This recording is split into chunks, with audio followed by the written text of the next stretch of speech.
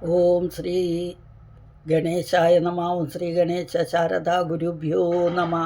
ഓം സദാശിവസമാരംഭാം ശങ്കരാചാര്യമധ്യമാം അസ്മദാചാര്യപര്യന്താം വന്ദേ ഗുരുപരമ്പരാം.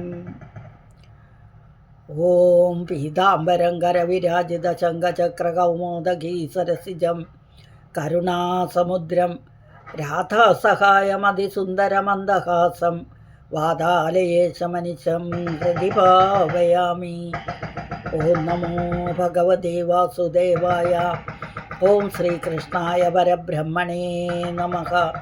ഹരി ഓം. ശ്രീമൻ നാരായണീയം പഠന പരമ്പരയിലേക്ക് എല്ലാവർക്കും സുസ്വാഗതം, സുദിനം നേരുന്നു.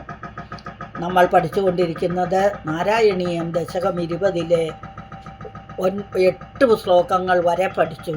9ഉം 10ഉം ശ്ലോകങ്ങളാണ് ഇന്ന് പഠിക്കേണ്ടത്. അപ്പോൾ ആദ്യം 9ഉം 10ഉം ശ്ലോകം വായിക്കാം. പരാത്മഭൂതോപി പരോപദേശം കുർവൻ ഭവാൻ സർവനിരസ്യമാനഃ വികാരഹീനോ വിചചാര കൃഷ്ണാം മഹീം അഹീനാത്മരസാഭിലീനഃ. പരാത്മഭൂതഃ അപി പരാത്മഭൂതോപി.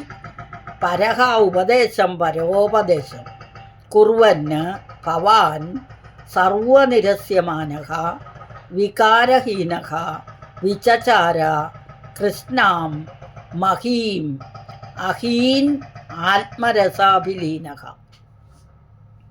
എങ്ങനെ വായിക്കുമ്പോൾ വായിക്കണ്ടേ? പരാത്മഭൂതോപി പരോപദേശം കുർവൻ ഭവാൻ സർവനിരസ്യമാനഃ വികാരഹീനോ വിചചാര കൃഷ്ണാം മഹീം അഹീനാത്മരസാഭിലീനഃ. പരാത്മഭൂതഃ അപി. പരാത്മഭൂതനായിരുന്നിട്ടും, അല്ലെങ്കിൽ എന്താ അതിന് പറയുക,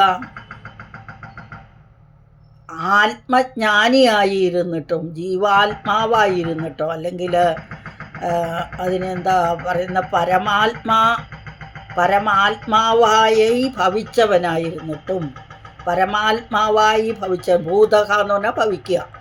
അപ്പം പരമാത്മാവായി ഭവിച്ചിട്ട്, അല്ലെങ്കിൽ ആത്മജ്ഞാനിയായി പ്രവർത്തിച്ചിട്ട്, ആത്മജ്ഞാനിയായിരുന്നിട്ടും പരഹ ഉപദേശം, പരന്മാർക്ക് ഉപദേശത്തെ, കുർവൻ എന്ന് പറഞ്ഞാൽ ചെയ്യുക, ഭവാൻ അങ്ങ് പരന്മാർക്ക് ഉപദേശത്തെ ചെയ്തുകൊണ്ട്,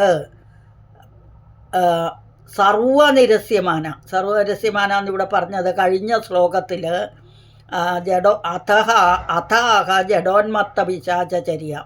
ജഡന്മാരെ പോലെ, അല്ലെങ്കിൽ ഒരു ഉന്മത്തനെ പോലെ, ഒരു പിശാചിനെ പോലെയൊക്കെ പ്രവർത്തിച്ചു, അല്ലെങ്കിൽ അവരുടെ ചര്യകളെ അനുഷ്ഠിച്ചു എന്ന് പറഞ്ഞില്ലേ.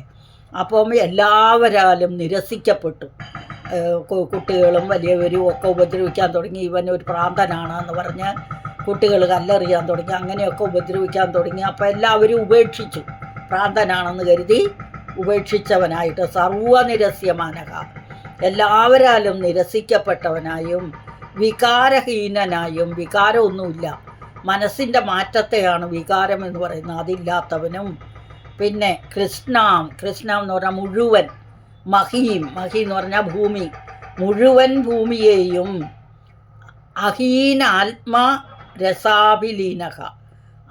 ഹീനൻ എന്ന് പറഞ്ഞാൽ ഇല്ലാത്തവൻ, അഹീനൻ അതായത് നശിക്കാത്ത, ആത്മരസ അഭിലീനഃ നശിക്കാത്ത ആത്മാനന്ദരസത്തിൽ മുഴുകിയവനായിട്ട്, വിചചാര സഞ്ചരിച്ചു എന്നർത്ഥം. പരാത്മഭൂതോപി പരോപദേശം കുർവൻ ഭവാൻ സർവനിരസ്യമാനഃ വികാരഹീനോ വിചചാര കൃഷ്ണാം മഹീം അഹീനാത്മരസാഭിലീനഃ. ഹീനത്തിൻ്റെ ഓപ്പോസിറ്റാണ് അഹീനം. അപ്പം ഋഷഭയോഗിയായിരിക്കുന്ന ഭഗവാൻ അവിടുന്ന് പരാത്മഭൂതനായി ഭവിച്ചു.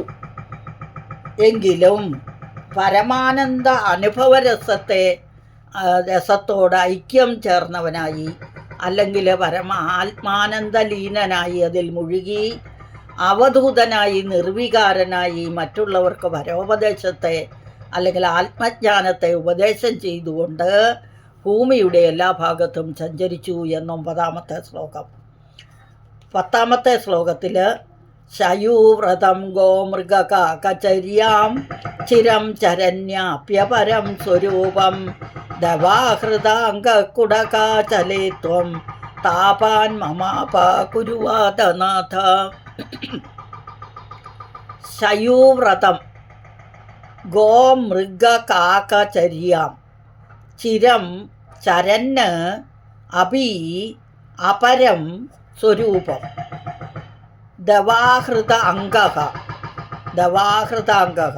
കുടകാചലേ ത്വം താപാൻ മമ അപാകുരു വാതനാഥ.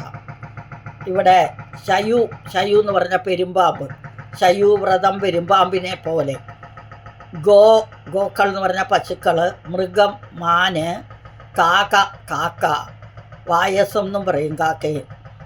ഇവരുടെയൊക്കെ മൃഗങ്ങളെപ്പോലെയും പശുക്കളെ പോലെയും കാക്കകളെ പോലെയും ഒക്കെ ചരിക്കുന്ന ചിരം എന്നും എപ്പോഴും അപരം സ്വരൂപം. അപ്പം ഇങ്ങനെ എല്ലായിടത്തും സഞ്ചരിച്ചു കൊണ്ട് ദവാഹൃത അംഗഃ, ദവം എന്ന് പറഞ്ഞാൽ കാട്ടുതീയിൽ ആഹൃതനായ അംഗത്തോടു കൂടിയവൻ, കാട്ടുതീയിൽ തൻ്റെ ശരീരത്തെ നശിപ്പിച്ച് കുടകാചലത്തിൽ പോയ അങ്ങ് അല്ലയോ ഗുരുവായൂരപ്പ, അവിടുന്ന് എൻ്റെ ദുഃഖങ്ങളെയും തീർത്തു തരിക. അപ്പം എല്ലാ ശയൂവ്രതം പോലെ ശയൂവ്രതം അനുഷ്ഠിച്ചുകൊണ്ട് അങ്ങ് ഒരേ സ്ഥലത്ത് തന്നെ വളരെ നാൾ ശയിക്കുകയും മൃഗങ്ങളെപ്പോലെയും പശുക്കളെ പോലെയും കാക്കകൾ വൃത്തിയില്ലാതെ അവിടെ ഇവിടെയെല്ലാം കുത്തിവലിച്ചിട്ടും, മൃഗങ്ങളാണെങ്കിൽ തിന്നുന്ന സാധനം വലിച്ചു വാരി തിന്നിട്ട് പിന്നെ അയവിറക്കിയും അല്ലേ, പിന്നെ ചവച്ച് അരയ്ക്കുകയും ഒക്കെ ചെയ്ത് അങ്ങനെ കാട്ടിലും നാട്ടിലും ഒക്കെ ജീവിക്കുന്ന ജീവികളെ പോലെയായി അവധൂതനായി എല്ലായിടത്തും നടന്നു, എല്ലായിടത്തും സഞ്ചരിച്ചു കൊണ്ട് വളരെ കാലം കഴിച്ചുകൂട്ടി. അവസാനം ബ്രഹ്മസ്വരൂപത്തെ പ്രാപിച്ചിട്ട് ബ്രഹ്മാനന്ദത്തിൽ അഭയം പ്രാപിച്ച് അഹം ബ്രഹ്മാസ്മി എന്ന ഇത് പ്രാപിച്ചതിന് ശേഷം കുടകാചലത്തിൽ പോയി, കുടകം എന്ന പർവ്വതത്തിൽ പോയി അവിടെ വളരെ കാലം കഴിഞ്ഞു. അങ്ങനെയുള്ള ഗുരുവായൂരപ്പ എൻ്റെ ദുഃഖങ്ങളെയും മാറ്റിത്തരയണമേ എന്ന് പ്രാർത്ഥന.